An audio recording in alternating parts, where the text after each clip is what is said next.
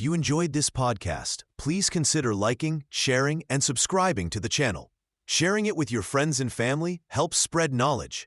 And when we help others grow, we grow too. Thank you so much for listening. Let's dive into the podcast. Chapter 1. Seeds of Revolution and Rivalry. Part 1. The Legacy of Imperial Collapse and Birth of the Republic. When the last emperor of China stepped down in 1912, ending over 2,000 years of imperial rule, the ancient order collapsed like a house built on sand. The Qing dynasty had ruled for nearly 3 centuries, but corruption, foreign invasions, and internal rebellions had eaten away at its foundation. Ordinary Chinese people watched their world crumble. Rice farmers struggled to feed their families, while foreign powers carved up Chinese territory like pieces of a cake. The imperial system that had once brought stability now brought only suffering and humiliation. Into this chaos stepped Sun Yat-sen, a Western-educated doctor with grand dreams of creating a modern Chinese republic. His vision was simple but revolutionary. China would become a democracy where the people held power, not emperors or warlords. When the Republic of China was proclaimed, millions of Chinese felt a surge of hope. Finally, their ancient nation might join the modern world as an equal among nations. But hope quickly turned to disappointment. The new republic existed mostly on paper. Real power fell into the hands of military strongmen called warlords, who carved up China like feudal kingdoms. These men cared nothing for democracy or the common people. They fought endless wars against each other, using peasant soldiers as cannon fodder, while foreign powers played favorites and supplied weapons to different sides. Common people found themselves trapped between competing armies. Villages changed hands repeatedly as different warlords swept through, demanding taxes and recruits. Young men were pressed into service for causes they barely understood. Families fled their homes, carrying what little they could save. The promise of the Republic seemed like a cruel joke. Foreign interference made everything worse. European powers and Japan had already forced China to accept humiliating treaties that gave foreigners special privileges on Chinese soil. Now they supported different warlords to protect their interests. Chinese students studying abroad returned home burning with shame at their country's weakness. They had seen how strong and prosperous other nations could be, which made China's poverty and chaos even more painful. This suffering created perfect conditions for radical new ideas to take root. Young intellectuals gathered in universities and tea houses, debating how to save their country. Some looked to Western democracy and science for answers. Others studied the recent revolution in Russia, where workers and peasants had overthrown their emperor and created a communist state. These competing visions would soon crystallize into organized political movements. The old ways had failed completely. Traditional Confucian values offered no solutions to machine guns and foreign gunboats. Even Sun Yat-sen's moderate republicanism seemed inadequate against the raw power of warlords and foreign imperialists. Desperate times called for desperate measures, and many Chinese began looking toward more extreme solutions that promised to sweep away the old order entirely and rebuild their nation from the ground up. Part 2. Warlord Era and the Rise of Competing Ideologies. By 1916, China had shattered into a patchwork of territories ruled by military strongmen called warlords. Each commander controlled his own slice of the former empire, backed by personal armies and loyal only to themselves. Some warlords allied with foreign powers for money and weapons. Others fought purely for territory and wealth. The result was constant warfare that devastated the countryside and left ordinary people trapped between competing armies. In this chaos, 2 powerful new ideas began to take root among China's educated youth and suffering masses. The first was nationalism, promoted by Sun Yat-sen's Kuomintang party. They believed China needed modern technology, strong central government, and freedom from foreign control to regain its strength. The second was communism. Inspired by the successful Bolshevik Revolution in Russia, these Chinese Marxists argued that only by overthrowing the wealthy landlords and capitalists could the country's workers and peasants find justice. The spark that ignited widespread radical activism came on May 4, 1919. Students in Beijing erupted in massive protests against the Treaty of Versailles, which had given former German territories in China to Japan instead of returning them to Chinese control. The May 4th movement spread like wildfire across the country. Students boycotted Japanese goods, workers went on strike, and intellectuals published fierce articles demanding change. This movement created a generation of young revolutionaries who rejected both traditional Confucian values and weak republican institutions. They had watched warlords tear their country apart while foreign powers carved up Chinese territory like a feast. The old ways had clearly failed. These activists began forming study groups to discuss Marx's writings and Lenin's theories about revolution. Meanwhile, peasants in the countryside faced devastating poverty and violence. Warlord armies swept through villages, demanding taxes and taking food. Landlords squeezed tenants for every coin they could extract. Natural disasters brought famine, but there was no effective government to provide relief. Many rural communities began listening to revolutionary speakers who promised land redistribution and an end to exploitation. The May 4th movement had shown that new ideas could mobilize millions of Chinese people. Both the Kuomintang and the emerging Communist Party recognized this power and began competing to win over these awakened masses. Each group offered a different vision of China's future, but both promised to end the warlord era and restore national dignity. By 1920, the foundation was set for an epic struggle. Two organized political movements now existed, each with passionate followers and clear ideologies. The warlords still held military power, but their grip was weakening as more Chinese people demanded fundamental change. The question was, which revolutionary vision would ultimately triumph in the coming battle for China's soul? Part 3. Founding of the Chinese Communist Party and the Kuomintang Alliance. In July 1921, 13 men gathered secretly in a girls' school in Shanghai. They came from different parts of China, but they shared one burning conviction: only a complete revolution could save their country. These men founded the Chinese Communist Party, drawing inspiration from the Bolshevik triumph in Russia 4 years earlier. The new party was tiny, claiming perhaps 50 members scattered across China. But its founders believed they represented millions of suffering workers and peasants. Factory laborers worked 16-hour days for scraps of food. Farmers paid crushing taxes to warlords while their children starved.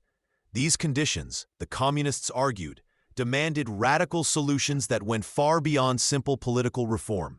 Meanwhile, the established Kuomintang Party faced its own struggles. After Sun Yat-sen's return from exile, the KMT controlled little territory and commanded few loyal troops. Sun desperately needed allies to fulfill his dream of reunifying China and driving out foreign powers. When Soviet advisors suggested cooperation with the communists, Sun listened carefully. The proposal seemed logical on paper. Both parties opposed the warlords who carved up China like a feast. Both wanted to end foreign domination of Chinese ports and cities. Both claimed to speak for ordinary Chinese people forgotten by the powerful. In 1924, Sun officially welcomed communists to join the KMT as individual members while keeping their own party intact. This alliance, called the First United Front, transformed both organizations overnight. Soviet money and weapons flowed to the KMT's new military academy. Communist organizers helped mobilize workers and peasants for KMT campaigns. The communists gained access to resources and training they could never afford alone. The KMT suddenly had disciplined activists who could reach China's masses. But beneath this cooperation, deep suspicions festered. Many KMT leaders viewed the communists as dangerous radicals who threatened private property and traditional values. They noticed how communist members seemed to follow orders from their own party leaders rather than KMT commanders. Some wondered if their new allies planned to seize control from within. The communists harbored their own doubts. They watched wealthy KMT supporters who seemed more interested in personal profit than revolutionary change. Some communist leaders questioned whether they could achieve true social transformation while allied with a party that included landlords and businessmen. Despite these tensions, the alliance achieved remarkable early success. United Front forces began planning an ambitious campaign to march north and defeat the warlords. Both sides knew this northern expedition would test their partnership like never before. Victory might unite China, but it would also force a reckoning between two movements with fundamentally different visions for their country's future. The seeds of both cooperation and conflict had been planted, setting the stage for the dramatic campaigns that would follow. Part 4. The Northern Expedition and Fracture Between Allies. In March 1926, the Northern Expedition began with high hopes and shared determination. The Kuomintang army, strengthened by communist political organizers and Soviet weapons, marched from Guangzhou toward the warlord-controlled north. Their goal was bold: defeat the fractured armies that had carved China into personal fiefdoms and restore national unity under one government. The early months brought stunning victories. KMT generals, advised by Soviet military experts, crushed warlord forces that had seemed invincible just years before. Communist organizers proved invaluable, rallying peasants and workers to support the advancing army. They promised land reform and better wages, drawing thousands of volunteers to join the cause. Cities opened their gates without resistance as word spread of the expedition's success. Chiang Kai-shek emerged as the expedition's most capable military commander. Unlike the older KMT leaders, who preferred meetings to battles, Chiang understood modern warfare and inspired fierce loyalty among his troops. His victories made him increasingly powerful within the party, but also more suspicious of his communist allies. He watched nervously as CCP organizers gained influence in newly captured territories. The communists faced their own dilemmas. Their Soviet advisors urged patience and cooperation, but many party members grew frustrated with playing second fiddle to the KMT. They saw how enthusiastically peasants responded to communist promises of land redistribution. Why should they share power with landlords and businessmen who would never truly support radical change? Secret meetings began where young communists questioned whether the alliance served their interests. Conservative KMT members harbored deeper suspicions.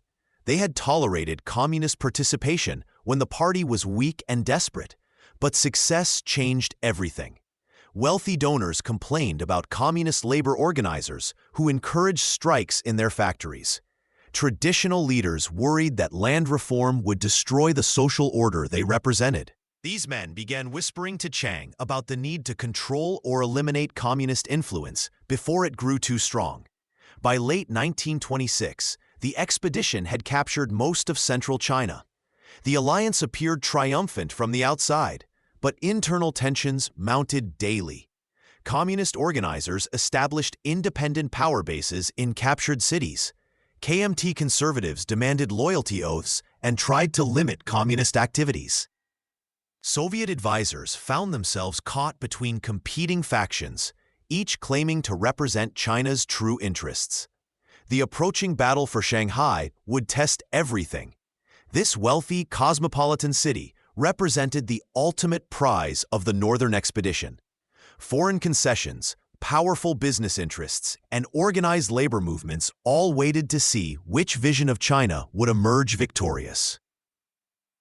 Both communists and KMT leaders understood that Shanghai would determine not just military success, but the future direction of Chinese politics. As the expedition's armies prepared for their final push, the partnership that had achieved such remarkable victories began showing fatal cracks. The stage was set for a confrontation that would shatter the United Front forever. Part 5. The Shanghai Massacre and the start of civil war. The spring air in Shanghai felt heavy with tension as Chiang Kai-shek's forces approached the city in March 1927.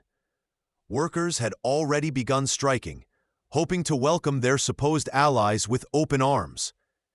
Communist organizers moved through the streets, confident that their partnership with the KMT would finally bring victory over the warlords and foreign powers that had divided China for so long. But Chiang had other plans. Behind closed doors, he met with wealthy Shanghai businessmen and foreign representatives who feared communist influence. They offered him something the alliance with Moscow could not: legitimacy with the West and control over China's commercial heart. The general who had once fought alongside communists now saw them as obstacles to his vision of a unified China under his leadership. On April 12, 1927, everything changed in a single morning. Before dawn, KMT soldiers and hired gangs surrounded communist headquarters, union halls, and worker districts. The purge began without warning. Communist leaders were dragged from their beds and executed in the streets. Workers who had celebrated the Northern Expedition's victories just days before found themselves facing the rifles of their former allies. The killing spread like wildfire through Shanghai's narrow streets. Anyone suspected of communist sympathies became a target. Trade union leaders, student activists, and ordinary workers fell under a wave of violence that would later be called the White Terror. Bodies lined the sidewalks as Chiang's forces methodically destroyed the urban foundation of communist power. Zhou Enlai barely escaped with his life, disguising himself as a merchant to flee the city. Other communist leaders were not so fortunate. The party that had grown confident in its alliance with the KMT suddenly found itself fighting for survival. Those who could escape scattered to distant provinces, carrying news of the betrayal that would reshape Chinese politics forever. The massacre in Shanghai marked more than just a military defeat. It shattered the united front that had brought the communists their first taste of real political influence. Within weeks, similar purges erupted in cities across China as KMT forces systematically hunted down their former allies. The partnership that had achieved such remarkable victories in the Northern Expedition died in pools of blood on Shanghai's streets. Surviving communists faced a stark choice: abandon their revolutionary dreams or adapt to a new reality. Many chose the countryside, where peasant grievances ran deep and KMT control remained weak. This forced migration would transform the communist movement from an urban political party into a rural revolutionary army, setting the stage for a completely different kind of struggle. The civil war that emerged from this betrayal would consume China for the next 2 decades, interrupted only by the greater threat of Japanese invasion. Chapter 2: Survival, Long March, and Wartime Realignment. Part 1: Mao Zedong's Rural Strategy and the Jiangxi Soviet. After the devastating Shanghai massacre scattered communist forces across China, surviving party members faced a stark choice: adapt or perish. The blood-soaked streets of Shanghai had taught them a brutal lesson about urban warfare against Chiang Kai-shek's well-armed nationalist forces. Most party leaders initially clung to traditional Marxist doctrine, believing revolution must come from factory workers in cities. But Mao Zedong saw something different in China's vast countryside. While other communist leaders debated theory in hiding, Mao headed south to the mountainous border region between Jiangxi and Futian provinces. This remote area, far from nationalist strongholds, offered natural protection and something even more valuable: millions of impoverished peasants who had never owned the land they worked. Mao understood that China's revolution would succeed not through factory strikes, but through rural uprising. In 1928, Mao established what became known as the Jiangxi Soviet, a communist-controlled territory that served as both sanctuary and testing ground. Here, the party could experiment with policies that would later define their rule. They redistributed land from wealthy landlords to poor farmers, organized peasant militias, and created local governments run by common people rather than educated elites. The transformation was remarkable. Peasants who had lived as virtual slaves suddenly found themselves owning small plots of fertile land. Young farmers who had never held weapons learned guerrilla warfare tactics, striking nationalist patrols and disappearing into familiar hills. Women participated in local councils for the first time. These changes created fierce loyalty among rural populations who had never experienced such empowerment. Mao's approach sparked heated debates within the Communist Party. Senior leaders, many educated in Moscow, criticized his focus on peasants rather than industrial workers. They questioned his military strategies and his growing personal authority. These internal conflicts sometimes turned violent, with accusations of betrayal flying between different factions. Yet Mao's results spoke louder than ideology. The Jiangxi Soviet grew stronger each year, expanding to control significant territory with over 3 million inhabitants. Communist forces developed innovative military tactics, using speed and local knowledge to outmaneuver larger nationalist armies. They established schools, hospitals, and cooperative farms.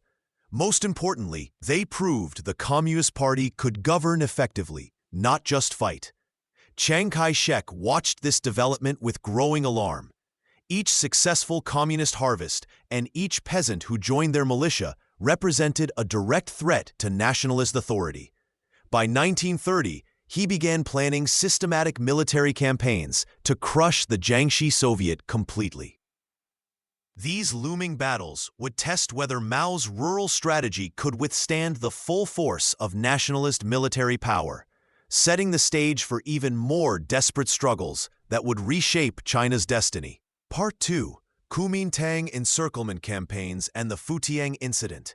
Chiang Kai-shek's response was swift and merciless. In 1930, he launched the first of what would become 5 major encirclement campaigns against the Jiangxi Soviet. These were not ordinary military operations, but systematic attempts to starve and crush the communists through complete blockade. The nationalist forces surrounded the Soviet territories with concrete blockhouses and barbed wire, creating what amounted to an enormous prison. They burned crops, poisoned wells, and forced entire villages to relocate, leaving behind scorched earth where nothing could grow. Anyone caught carrying rice or salt toward communist areas faced execution. The strategy was simple: cut off all supplies and wait for the communists to surrender or die. Inside the shrinking communist territory, conditions became desperate. Soldiers ate bark and grass roots. Medical supplies ran out completely. Wounded fighters died from infections that simple antibiotics could have cured. Children in communist villages grew thin and weak. The smell of death hung over once thriving communities. These pressures created cracks within the communist leadership. Some party members began questioning whether their cause was worth such suffering. Others suspected that traitors were working with the nationalists, explaining how enemy forces always seemed to know their plans. Paranoia spread like wildfire through the ranks. In December 1930, these suspicions exploded in what became known as the Futian Incident.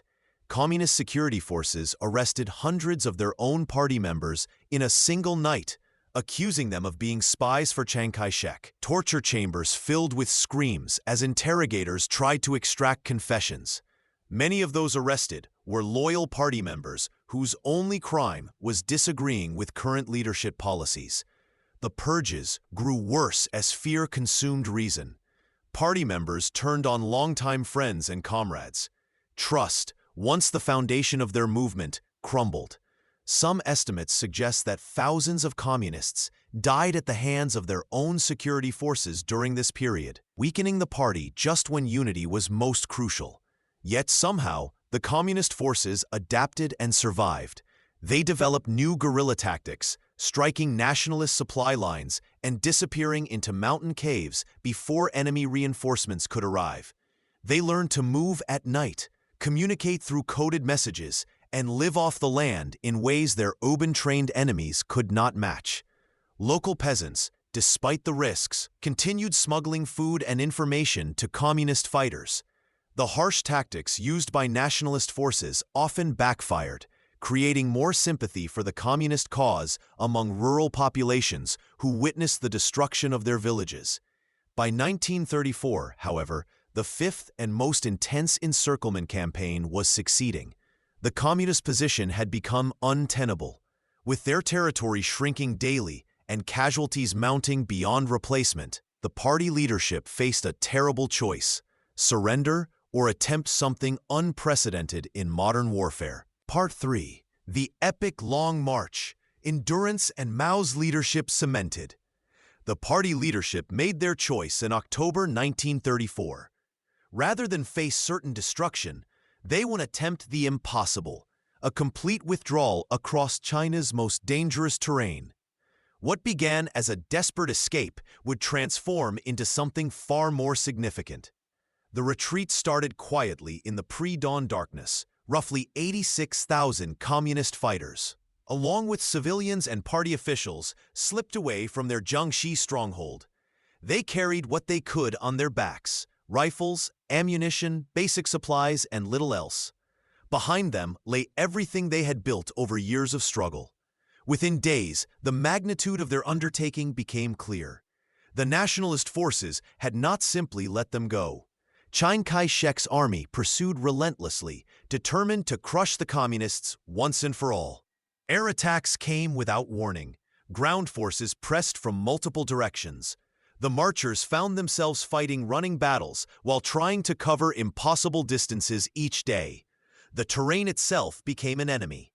They crossed rushing rivers on makeshift rafts, losing people and equipment to the current.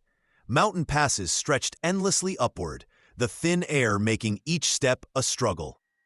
Swamps sucked at their boots and claimed those too weak to keep moving. Food ran out regularly, forcing the marchers to forage for roots, bark, and anything remotely edible. Disease spread through the ranks like wildfire. Exhaustion dropped people where they walked. Enemy bullets found their marks in countless skirmishes.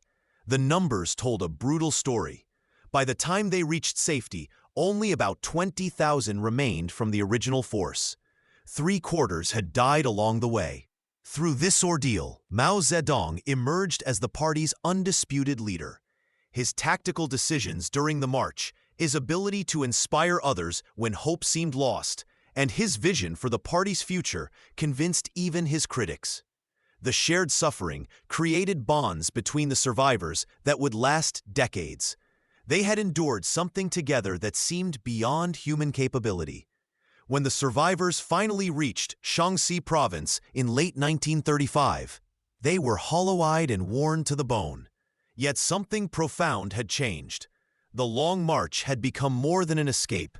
It was proof of their dedication and resilience. These men and women had walked across a continent under constant attack and lived to tell about it. The march transformed how the communists saw themselves and how others would later view them. What had started as a military disaster became a story of heroic endurance that would inspire future generations. The survivors carried with them not just their lives, but a legend that would help define the communist movement for decades to come. In remote Shaanxi, they began to rebuild, now united under Mao's leadership and armed with an unshakable belief in their cause. Part 4. Second Sino-Japanese War. United Front Against Invasion. The battered communist survivors in Shaanxi barely had time to catch their breath before the world changed around them. In July 1937, Japanese soldiers and Chinese troops clashed at the Marco Polo Bridge near Beijing. What started as a minor skirmish quickly exploded into something far more dangerous. Japan had been nibbling at Chinese territory for years, but now they launched a full invasion that would consume the entire country. The attack forced both the communists and nationalists into an impossible situation. They had been trying to destroy each other for over a decade, but suddenly faced a common enemy that threatened to devour them both. Chiang Kai-shek found himself caught between his desire to finish off the communists and the growing pressure to unite against the Japanese invaders. The Chinese people were furious that their leaders were fighting each other while foreigners occupied their land.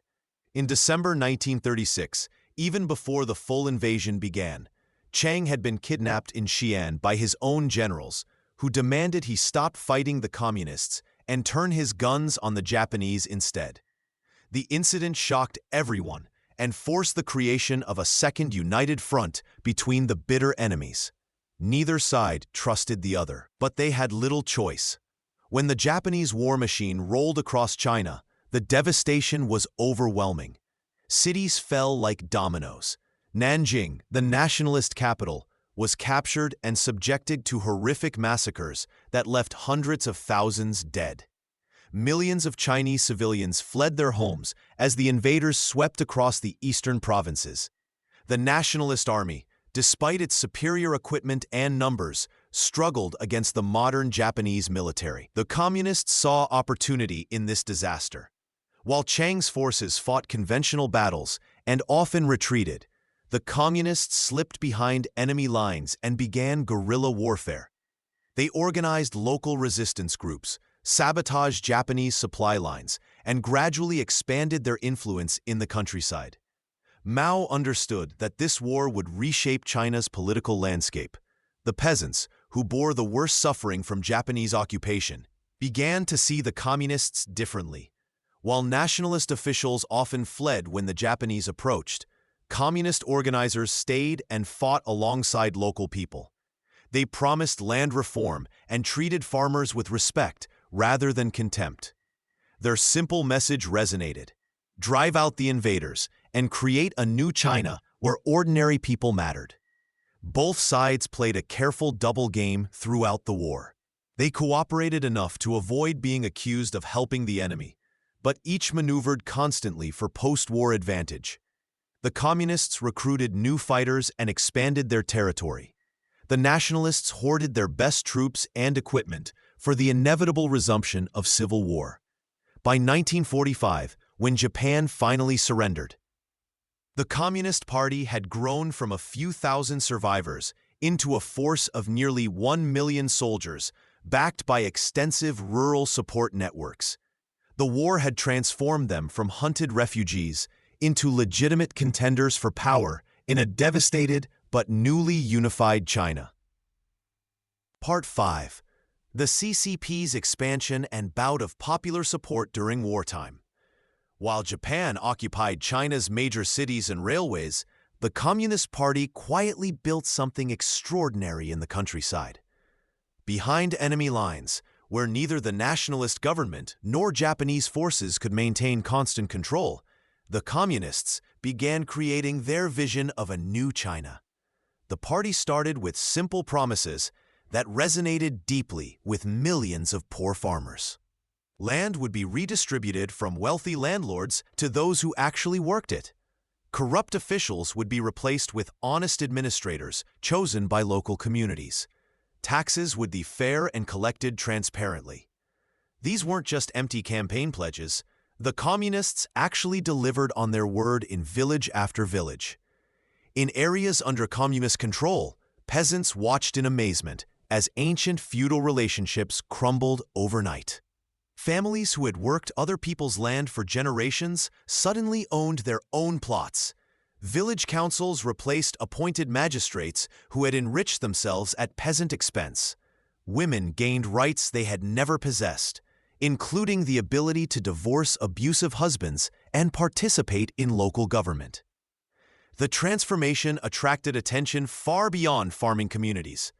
University students and intellectuals, disgusted by nationalist corruption and inefficiency, began making their way to communist territories. They found a movement that seemed genuinely committed to reform and modernization. Many stayed to teach in new schools or help organize local governments. The party also reached out to China's ethnic minorities, groups that traditional Chinese governments had often ignored or oppressed. The Communists promised equality and cultural respect, winning loyalty among populations that had felt excluded from Chinese political life. This wasn't just political theater. The Communists possessed genuine administrative skill and dedication that contrasted sharply with nationalist governance. While Chiang Kai-shek's officials often fled to safety when Japanese forces approached, Communist leaders stayed with their communities. They shared the same dangers and hardships as ordinary people. The war itself became a recruiting tool. Young men and women joined Communist forces not just to fight Japan, but because they believed in the social revolution happening around them. Every successful guerrilla raid, every fair distribution of grain, every corrupt landlord replaced by an honest administrator added to the party's credibility. By war's end, the Communist Party controlled vast rural territories with populations exceeding 100 million people. These weren't just military conquests. They were functioning governments with genuine popular support. The party had trained hundreds of thousands of administrators, teachers, and local leaders who understood how to organize communities and mobilize resources. Most importantly, the Communists had proven they could govern effectively while fighting a brutal war. They had created functioning schools, hospitals, and courts, even under constant military pressure. This practical experience gave them confidence that they could run all of China. When Japanese surrender ended the foreign war in 1945, the Communist Party faced the coming resumption of civil war with resources and legitimacy they had never possessed before. They had become far more than a revolutionary movement. They were now an alternative government with millions of committed supporters ready to fight for their vision of China's future. Chapter 3: Renewed Civil War and the Drive for Supremacy. Part 1. End of World War II. Race to control Japan's former territories. When Japan's emperor announced surrender on August 15, 1945, the sound of his voice over crackling radios reached millions of Chinese who had endured 8 brutal years of occupation. But for the leaders of China's 2 main political forces, this moment brought not celebration, but urgent calculation. A massive power vacuum had suddenly opened across the Chinese landscape. Chiang Kai-shek and his nationalist forces, backed by American support, faced off against Mao Zedong's communists in a frantic race to claim the territories Japan was abandoning. The prize was enormous. Entire cities, railway lines, industrial centers, and vast stockpiles of weapons that could tip the balance in any future conflict. The Americans acted swiftly to help their nationalist allies. Transport planes roared across Chinese skies, carrying Chiang's troops to key cities before the Communists could reach them. American ships ferried additional nationalist forces to strategic ports. The goal was clear: ensure that China's recognized government controlled the most important urban centers when the dust settled. But the Soviets, who had promised to remain neutral, quietly tilted the scales in the opposite direction. In Manchuria, Stalin's forces had swept in during the war's final days, crushing Japanese resistance. Now, as Soviet troops prepared to withdraw, they allowed Communist forces to move in behind them. More crucially, they turned over massive Japanese weapon stockpiles to Mao's fighters. Lin Biao, leading Communist forces in the Northeast, could hardly believe his good fortune.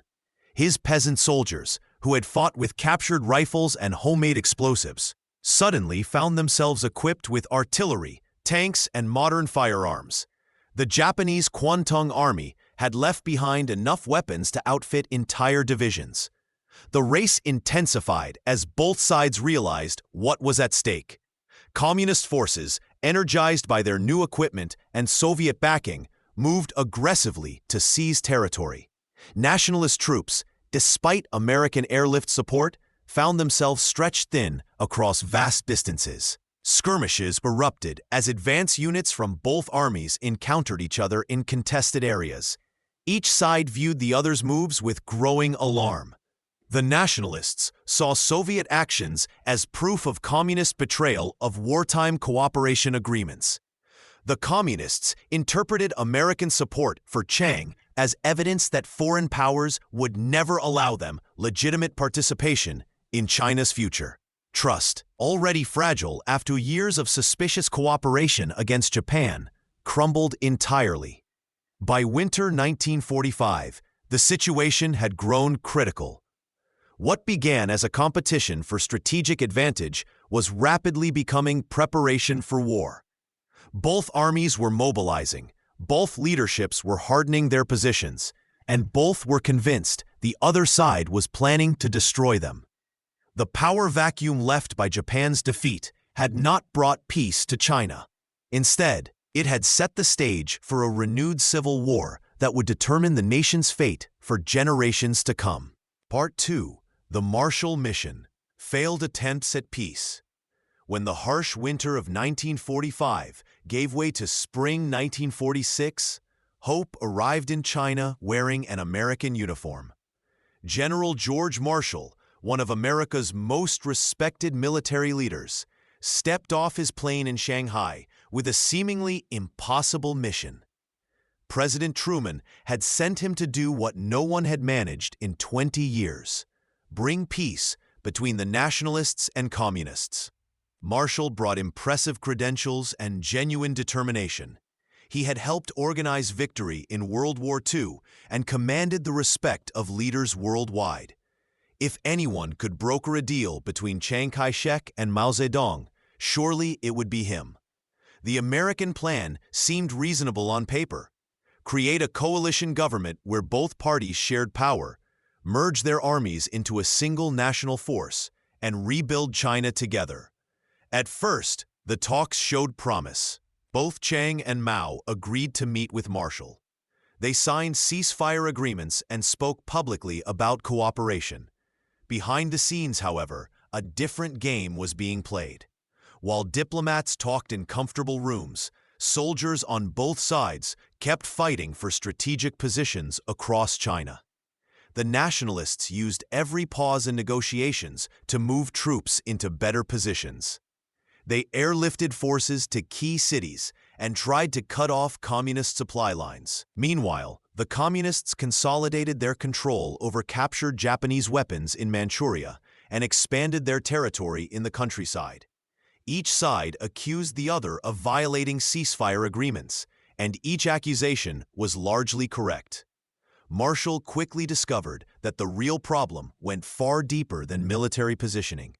Chiang Kai-shek genuinely believed the Communists were puppets of the Soviet Union who would destroy Chinese civilization. Mao Zedong was equally convinced that Chiang was an American puppet who would sell China to foreign powers. Neither leader could imagine sharing real power with someone they viewed as a traitor to the nation. Personal hatred made everything worse.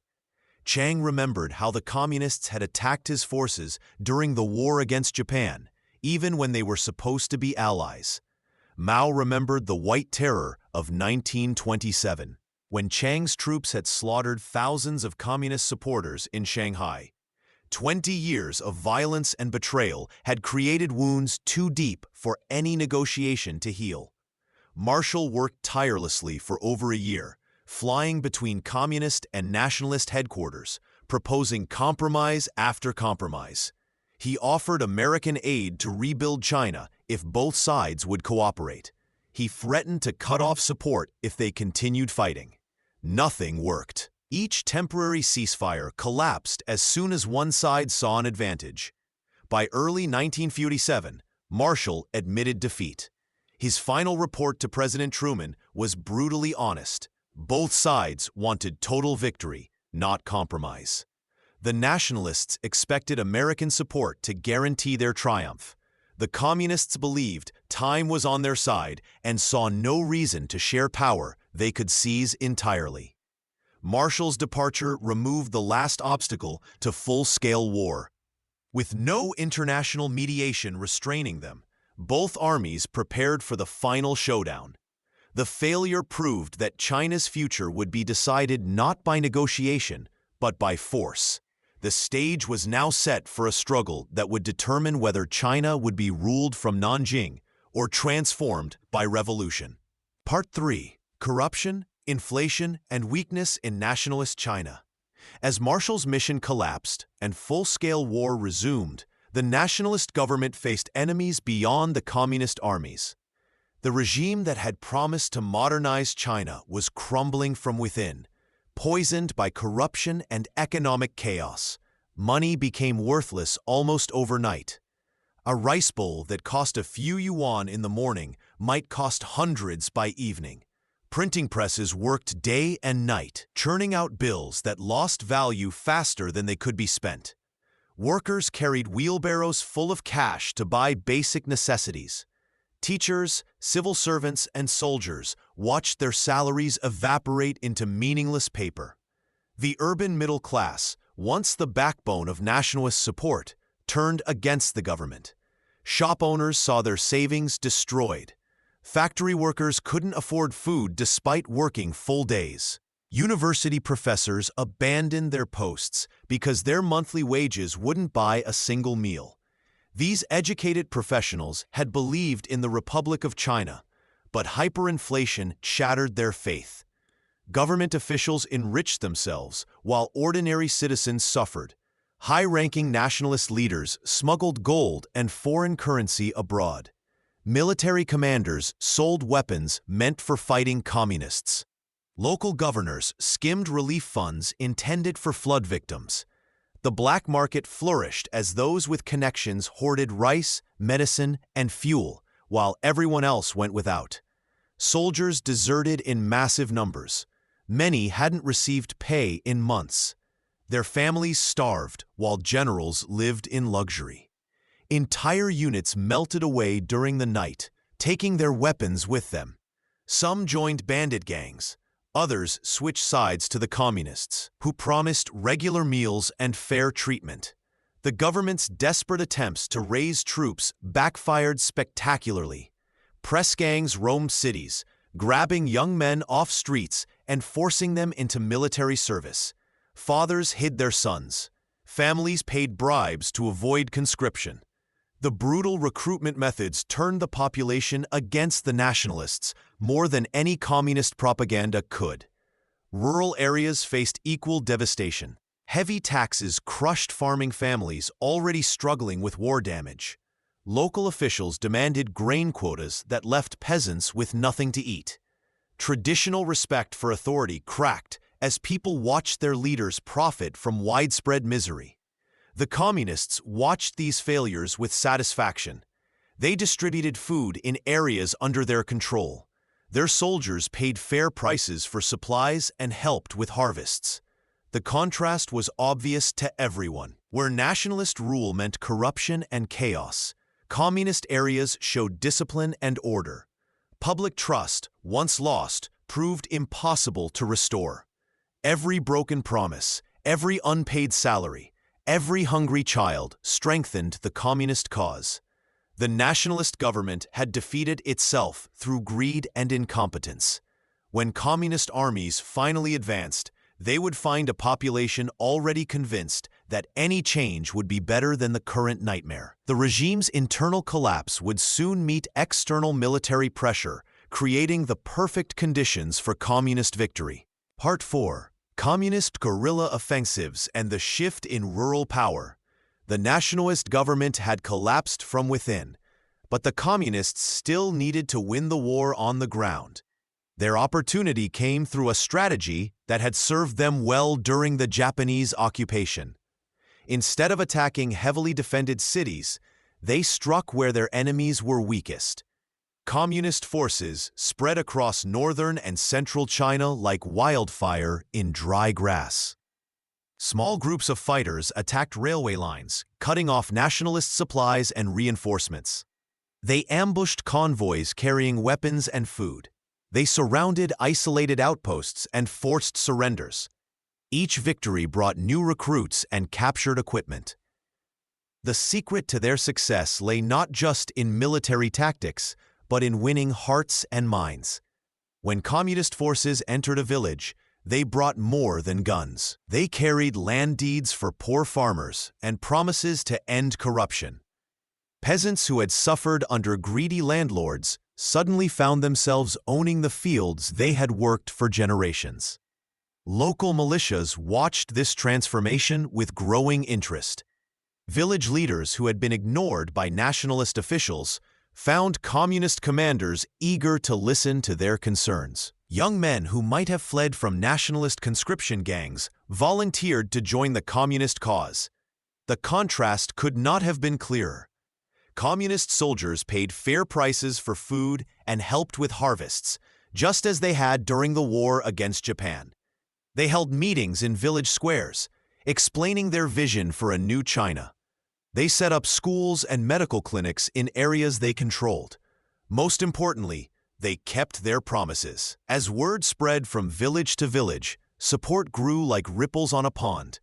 What had begun as scattered guerrilla attacks evolved into coordinated campaigns.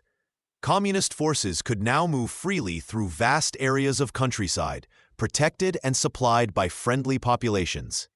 The rural base provided everything the communists needed for larger operations. Farmers grew food for their armies. Villages served as safe havens where wounded soldiers could recover. Local knowledge helped plan attacks on nationalist positions. Young recruits swelled the ranks from thousands to hundreds of thousands. Railway lines became communist highways, allowing rapid movement of troops and supplies. Control of key rural roads meant nationalist forces in cities found themselves increasingly isolated. The countryside that had once seemed unimportant now controlled the fate of urban centers. By late 1947, the momentum had clearly shifted. Communist armies no longer needed to avoid major battles. They had grown strong enough to challenge nationalist forces directly. The rural victories had transformed into strategic advantage, setting the stage for the decisive campaigns that would determine China's future. The patient work of building support, village by village, was about to pay off in spectacular fashion. Part 5. Turning Point. The capture of Yan'an and start of major campaigns. In March 1947, Chiang Kai-shek's forces scored what seemed like their greatest victory. After months of planning, 200,000 nationalist troops surrounded Yan'an, the dusty cave city that had served as communist headquarters for over a decade. The symbolic importance was enormous. For years, Yan'an had been the brain of communist operations, where Mao Zedong and his commanders plotted their revolution from underground chambers carved into yellow hillsides. But Mao refused to make Yan'an a fortress. As nationalist forces closed in, he gathered his top leaders around a simple wooden table. The decision was swift and practical. They would abandon the city rather than sacrifice their army defending it. Within days, communist leaders scattered into the mountains of northern China. Taking different routes to avoid capture, Mao himself disappeared into the countryside with a small bodyguard unit, playing a dangerous game of cat and mouse with pursuing troops. The nationalists celebrated when they marched into empty caves and propaganda halls. Newspapers proclaimed the communist movement had been decapitated. Foreign observers wondered if this marked the beginning of the end for Mao's revolution. But the celebration proved premature. The Communist Party had spent years preparing for exactly this moment. While nationalist commanders focused on holding Yan'an, something remarkable happened across northern China. Communist armies that had been scattered in small guerrilla bands began joining together into massive conventional forces. The patient work of building rural support now paid dividends. Peasant militias became regular soldiers. Local communist leaders emerged from hiding to coordinate with military commanders. In Manchuria, Lin Biao assembled an army of 400,000 men, equipped with Soviet weapons and supported by thousands of local volunteers. These were no longer the ragged guerrilla fighters of earlier years. They moved in coordinated columns, attacked in formation, and held territory instead of melting away after raids. The transformation shocked nationalist generals who had grown accustomed to chasing shadows. The most dramatic change came in the North China Plain, where communist forces launched coordinated offensives against railway lines and isolated nationalist garrisons. Instead of hit-and-run tactics, they now surrounded entire cities and laid siege with artillery captured from Japanese stockpiles. Nationalist troops found themselves trapped in urban centers, cut off from supplies and reinforcements. By summer 1947, the pattern became clear. The loss of Yan'an had not weakened the communist movement, but freed it from defending fixed positions. Communist armies could now concentrate their full strength on offensive operations. They chose when and where to fight, forcing nationalist forces to respond reactively rather than pursuing their own strategic goals. The capture of Yan'an marked the end of guerrilla warfare and the beginning of conventional military campaigns that would decide China's future. The Communists had transformed from insurgents into a regular army capable of challenging the Nationalists for control of the entire country. Chapter 4: The Decisive Campaigns and the Collapse of the Nationalists. Part 1: The Liaoshen Campaign. Northeastern Tide Turns. By early September 1948, Mao Zedong and his communist generals were ready for their boldest move yet. They had spent months building their forces in the hills and villages of northeastern China, a region known as Manchuria. This industrial heartland held the key to everything. Whoever controlled its factories, railways, and coal mines would have the strength to win the entire war. Lin Biao commanded the communist armies in the northeast. A thin, calculating man who rarely smiled, Lin had turned his peasant soldiers into a disciplined fighting force. They numbered over 700,000 troops, hardened by years of guerrilla warfare. Facing them were roughly 550,000 nationalist soldiers under General Wei Li Huang, trapped in isolated cities and growing more desperate each day. The Communists struck like lightning in September. Instead of attacking the strongest nationalist positions first, Lin Biao chose a clever strategy. His forces surrounded the city of Jinzhou, cutting off the main railway that connected all nationalist strongholds. This single move trapped enemy armies in their scattered bases, unable to help each other. General Wei frantically radioed Chiang Kai-shek for help. The nationalist leader ordered massive relief columns to march toward Jinzhou, but they never arrived in time. Communist forces had learned to move fast and strike hard. They dug trenches, set ambushes, and called up thousands of local farmers to carry supplies and tend the wounded. The siege of Changchun became a nightmare. Communist troops surrounded the city completely, allowing no food or medicine to enter. Inside, nationalist soldiers watched their families starve. Desperate mothers traded jewelry for scraps of bread. Children collapsed in the streets. By October, entire nationalist units were surrendering rather than watch their loved ones die. The breakthrough came at Jinzhou in mid-October. After weeks of bombardment, communist infantry stormed the city walls. Street fighting raged for days, but the outcome was certain. When Jinzhou fell, it was like pulling the keystone from an arch. The entire nationalist defense system in Manchuria began to crumble. What happened next shocked even communist commanders. Whole nationalist armies, cut off and demoralized, simply gave up. At Changchun, 100,000 troops surrendered without firing a shot. At Shenyang, the largest industrial city in the region, panicked nationalist generals fled by airplane, leaving their soldiers behind. The Communists captured mountains of equipment. American-made tanks, artillery pieces, and rifles fell into their hands. Factories that had produced weapons for the Nationalists now served the Communist cause. Most importantly, thousands of skilled workers and technicians joined the Communist side, bringing industrial knowledge that peasant armies desperately needed. By November, Manchuria belonged entirely to the Communists. They had gained more than territory. They had proven they could defeat modern armies in conventional warfare.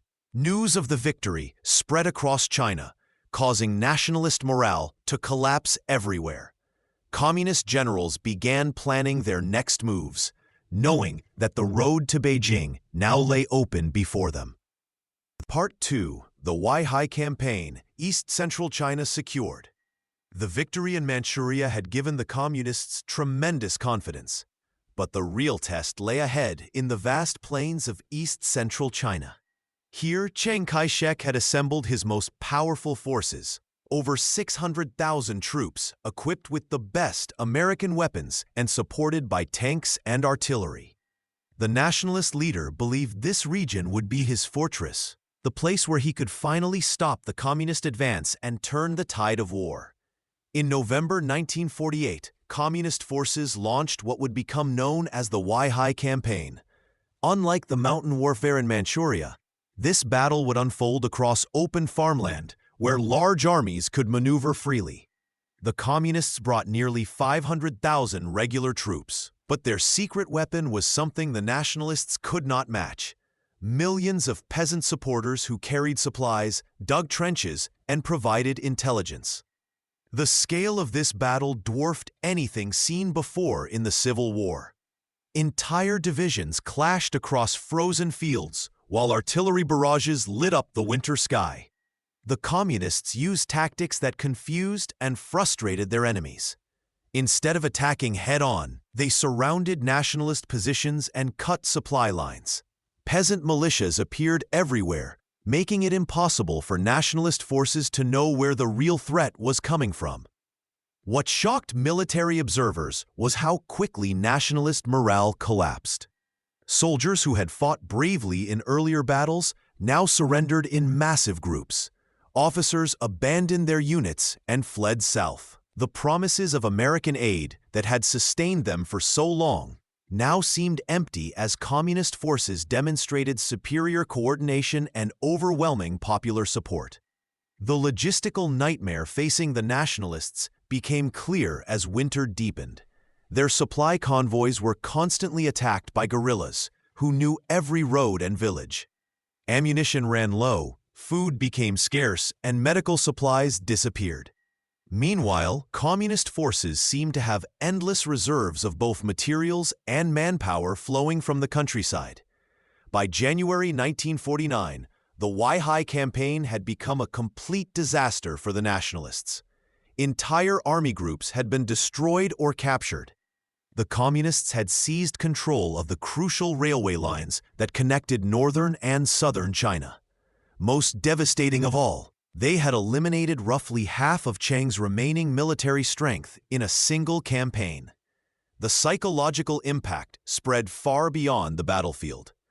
News of the Huaihai victory reached every corner of China, convincing many that communist victory was now inevitable. Government officials began making secret contacts with communist representatives. Business leaders started moving their assets out of nationalist-controlled areas. As winter turned to spring, communist armies stood poised to strike at the heart of China. The Central Corridor was now firmly in their hands, and the road to the nationalist capital lay wide open. The momentum that had begun in Manchuria was now unstoppable, carrying the communists toward complete victory. Part 3. The Pingjin Campaign, from Beijing to Tianjin and final northern victory. As communist forces celebrated their massive victory at Huaihai, the next target was already clear. The ancient city of Beijing and the modern port of Tianjin held the keys to northern China. These cities represented more than strategic positions. They were symbols of power that had witnessed the rise and fall of dynasties for over 1,000 years. General Fu Zuoyi commanded the nationalist forces defending this crucial region. A capable military leader with deep roots in northern China, Fu controlled roughly 500,000 troops scattered across fortified positions. His army held Beijing, Tianjin, and several smaller cities, but they were increasingly isolated islands in a communist sea. The victories in Manchuria and central China had left Fu's forces cut off from meaningful reinforcement or retreat. The communist strategy was different this time. Instead of launching immediate frontal assaults, they chose patient encirclement. By November 1948, communist armies had quietly surrounded the major cities, cutting rail lines and blocking supply routes. The defenders found themselves trapped, watching their food supplies dwindle while enemy forces grew stronger each day. What made this campaign remarkable was how quickly psychological warfare replaced physical combat. Communist negotiators approached Fu Zuoyi with an interesting proposition. They offered him and his forces generous terms if they surrendered peacefully. The message was clear: resistance would bring destruction, while cooperation would bring mercy and even honor. Fu faced an impossible choice. His troops were demoralized and surrounded. Reports from other battlefields told stories of complete nationalist collapse. More troubling still, some of his own officers had begun secret talks with communist representatives. The unity of his command was cracking under pressure. The fall of Tianjin in mid-January 1949 sealed Beijing's fate. After a brief but intense battle, Tianjin's defenders collapsed. Communist forces captured the vital port along with enormous quantities of American-supplied weapons and equipment. The sight of fresh communist troops marching through Tianjin's streets sent shockwaves through Beijing's garrison. Fu realized that continued resistance would only bring devastation to the ancient capital. On January 22, 1949, he agreed to surrender Beijing without a fight. The Communist Army marched into the city peacefully, preserving the palaces, temples, and cultural treasures that might have been destroyed in battle. The bloodless capture of Beijing sent powerful messages across China and around the world. Foreign diplomats watched in amazement as communist forces took control of China's political heart without firing a shot. The symbolism was overwhelming. The party that had started as rural revolutionaries now controlled the imperial capital. For ordinary Chinese people, the peaceful transition offered hope that the chaos might finally end. Beijing's residents emerged cautiously to watch communist soldiers march through the Forbidden City, wondering what this new government would bring. The Pingjin campaign's success eliminated the last major nationalist stronghold in northern China. With Beijing and Tianjin secured, communist forces controlled the entire region, from Manchuria to the Yangtze River. The pathway south to Nanjing, the nationalist capital, now lay wide open. Part 4. The fall of Nanjing and the evacuation of the KMT government. By spring 1949, communist armies stood poised at the Yangtze River, ready to sweep across the last natural barrier protecting the nationalist capital. Nanjing, the seat of Chiang Kai-shek's Republic of China, had served as the government center since 1928. Now, it faced imminent conquest by forces that had crushed every major nationalist army in the north. The mood in Nanjing grew desperate as reports arrived of communist troops massing along the riverbank. Government officials packed files and personal belongings, preparing for what many knew would be their final departure from mainland China. Chiang Kai-shek himself had already begun moving key personnel and resources to safer locations, though he maintained the pretense of defending the capital. On April 20, 1949, communist forces launched their assault across the Yangtze. The crossing met little resistance as demoralized nationalist troops either fled or surrendered. Within hours, advance units were racing toward Nanjing, while residents watched anxiously from their windows. The city's defenders melted away rather than fight a hopeless battle. By April 23, communist soldiers marched through Nanjing's streets. The speed of the collapse shocked even veteran observers. What had taken months to achieve in northern China happened in mere days in the south. Government buildings stood empty as officials had fled during the night, taking whatever documents and valuables they could carry. The evacuation had begun weeks earlier, though officials tried to hide the panic behind talk of temporary relocations. First, key departments moved to Guangzhou in southern China. Then, as communist forces continued their advance, the government relocated again to Chongqing in the interior. Each move stripped away more legitimacy and revealed the regime's weakness to both supporters and enemies. Ordinary residents faced terrible choices. Those with connections to the nationalist government feared communist retribution. Wealthy families liquidated assets and boarded overcrowded ships heading for Hong Kong or Taiwan. Streets filled with refugees carrying suitcases and bundles, desperately seeking passage anywhere beyond communist reach. The final relocation to Taiwan represented more than military retreat. It marked the physical division of China into two separate political entities. The island, recently returned from Japanese control, became the last refuge for Chiang's government. Hundreds of thousands of soldiers, officials, and civilians crowded onto ships for the crossing to Taiwan, knowing they might never return home. The fall of Nanjing demolished any remaining hope for nationalist recovery on the mainland. Communist forces now controlled China's political heartland and industrial centers. The government that once ruled all of China was reduced to governing a single island, dependent on American protection for survival. With the capital conquered and the government fled, communist leaders prepared to proclaim their complete victory. The pathway to establishing the People's Republic of China lay clear, with only scattered resistance remaining across the vast mainland territory they now controlled. Part 5. Mass defections, urban sieges, and escalating chaos. With the nationalist government in exile and their capital fallen, the remnants of KMT authority across China began crumbling like a dam bursting in multiple places at once. What had started as isolated defeats transformed into a cascade of betrayals and surrenders that no military strategy could contain. In cities across central and southern China, entire KMT units simply walked away from their posts. Colonels who had fought the communists for years quietly contacted CCP commanders to negotiate their surrender. These weren't acts of cowardice, but calculated decisions for survival. The writing was clearly on the wall, and many officers saw no point in dying for a cause that was already lost. Communist forces welcomed these defectors with surprising generosity, offering amnesty and even military positions to those who switched sides.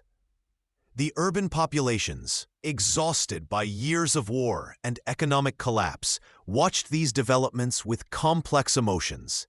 In Shanghai, workers organized strikes that paralyzed what remained of nationalist administration. In Guangzhou, where the KMT government had briefly relocated, residents hoarded rice and hid valuables as competing armies approached. Many citizens who had once feared communist rule now wondered if any change might bring relief from the endless chaos. Communist commanders proved surprisingly skilled at managing these mass surrenders. They established processing centers where former KMT soldiers could register for amnesty. Those with useful skills found themselves quickly integrated into communist units or administrative roles. This practical approach served multiple purposes. It swelled communist ranks while demonstrating that cooperation would be rewarded rather than punished. The breakdown of order accelerated as news of each surrender spread to neighboring cities. Nationalist administrators abandoned their offices, taking whatever valuables they could carry. Local police forces dissolved as officers either fled or switched allegiances.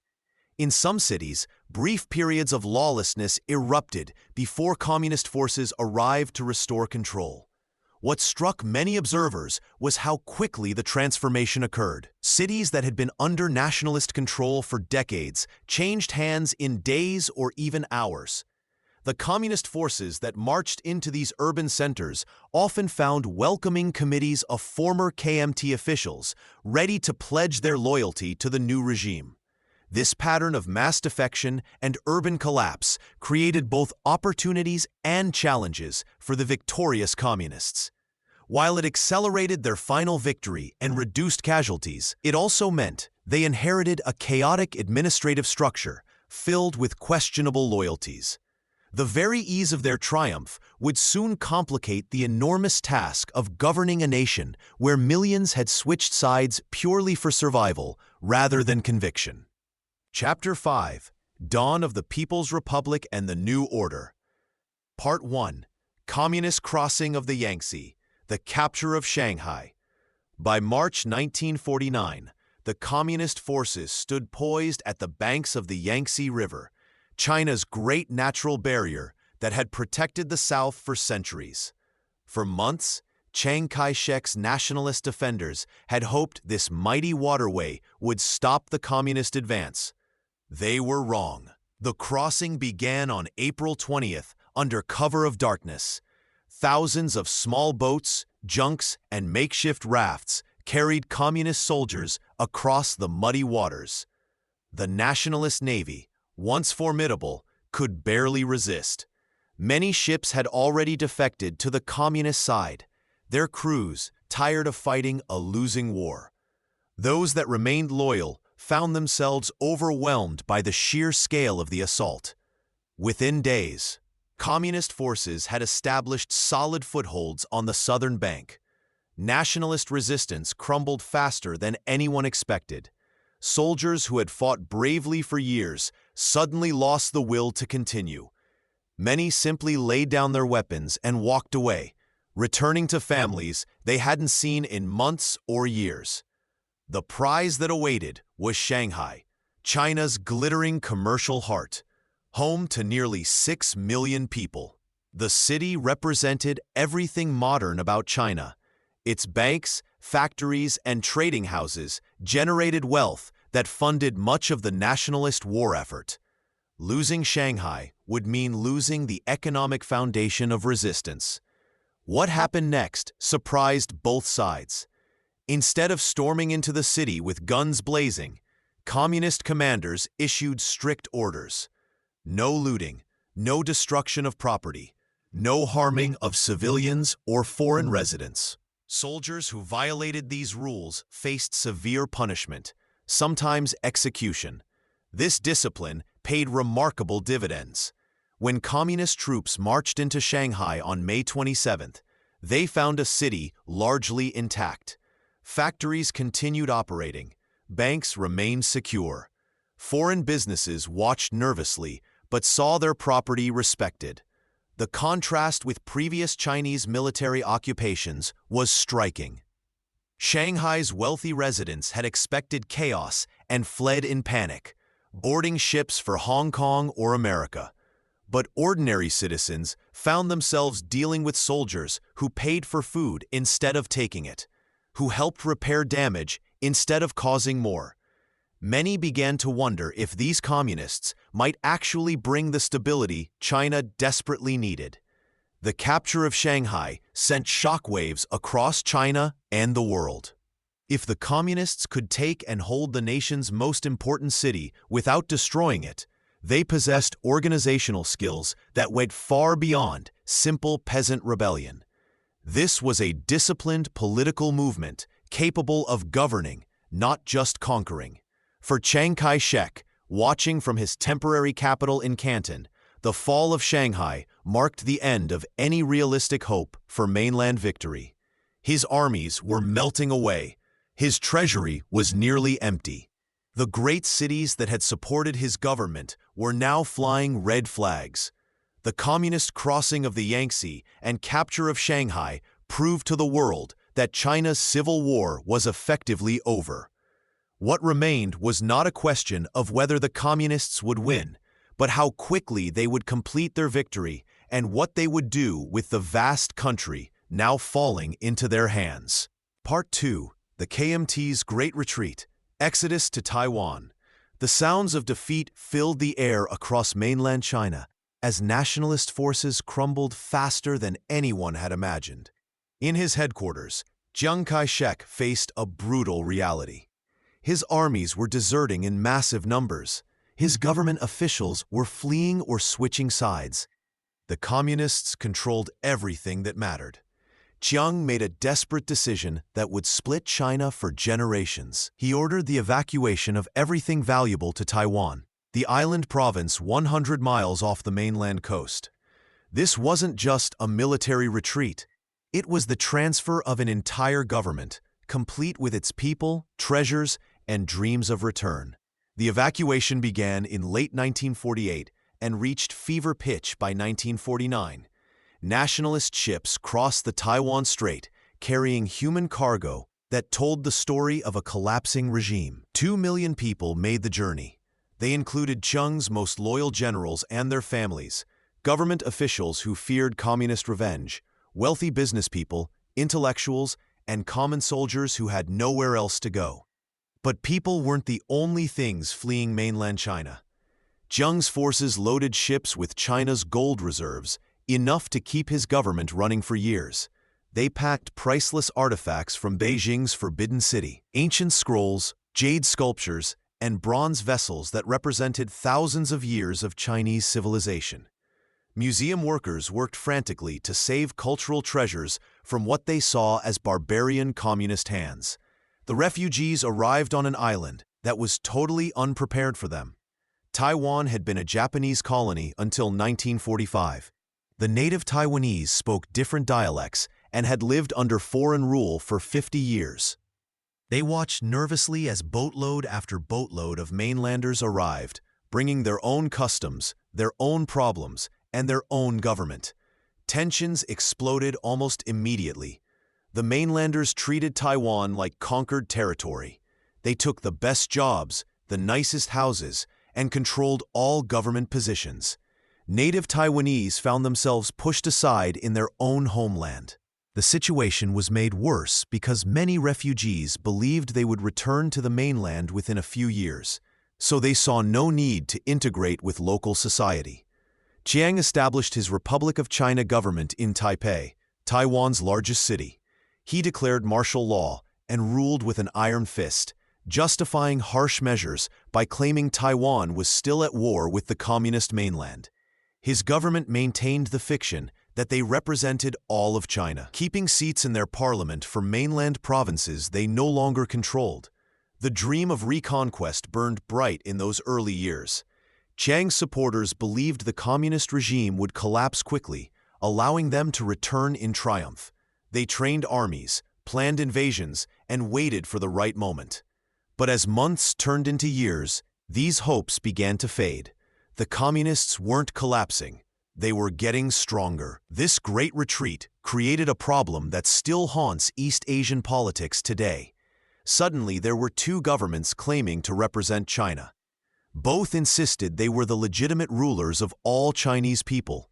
Neither would compromise or recognize the other's right to exist.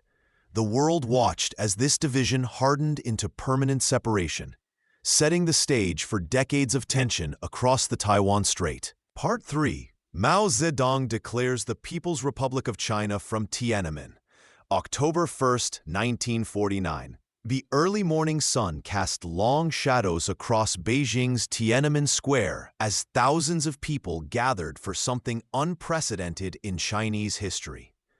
Workers left their factories early. Students abandoned their classrooms. Families walked for miles to witness what many sensed would be a moment that would define their country's future. The massive square, which had seen emperors and warlords come and go, now buzzed with anticipation for a different kind of ruler. Mao Zedong stood on the balcony of the Gate of Heavenly Peace, looking out over the sea of faces below. The peasant revolutionary who had led his followers on the Long March, fought Japanese invaders, and defeated the Nationalists, was about to claim his ultimate prize. Behind him stood other communist leaders who had shared his struggle through decades of warfare and hardship. They had fought in caves, marched through mountains, and survived against impossible odds. Now they were ready to govern. At precisely 3 p.m., Mao's voice boomed across the square through loudspeakers. "The Chinese people have stood up," he declared. His words carried the weight of centuries of foreign domination and internal chaos. He formally announced the establishment of the People's Republic of China, proclaiming that this new government would represent all Chinese people and restore their nation's dignity. The crowd erupted in cheers that echoed off the ancient walls surrounding the square. Many wept openly, remembering decades of war, occupation, and suffering. For them, this moment represented hope that their children might grow up in peace. Others felt uncertainty about what communist rule would mean for their daily lives. Small business owners wondered about their shops. Landlords feared for their property. Intellectuals questioned their place in this new order. Radio broadcasts carried Mao's words across China and around the world. In villages where peasants had never seen electricity, people gathered around the few radios to hear their new leader's voice. Foreign diplomats cabled urgent reports to their capitals, analyzing what this communist victory meant for global politics. The Cold War was just beginning, and China's transformation would reshape the balance of power between East and West.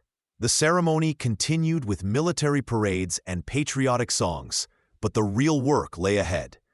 Mao and his party now controlled a country of 500 million people, devastated by years of civil war.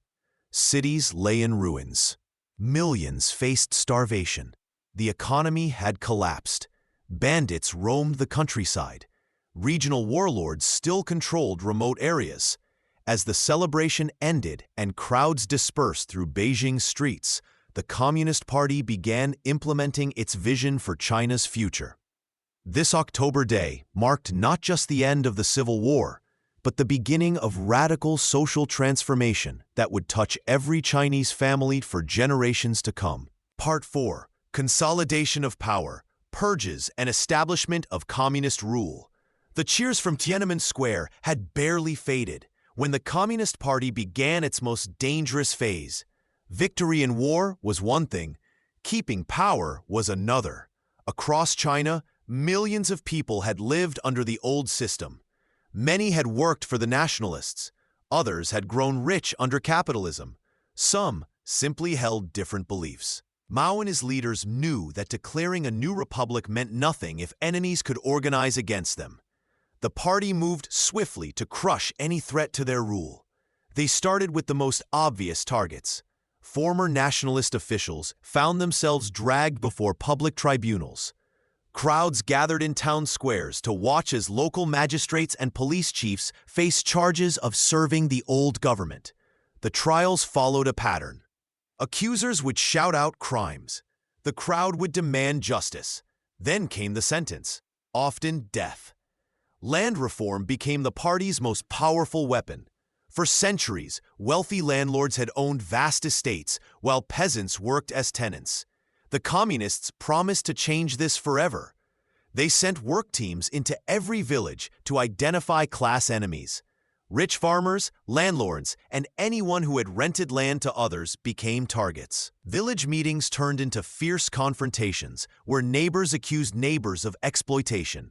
The violence was systematic but also personal.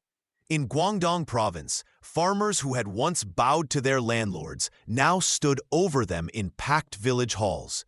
Old grievances poured out. Unpaid debts, cruel treatment, years of hunger while the rich ate well. The party encouraged this anger, knowing it would bind the peasants to the new system.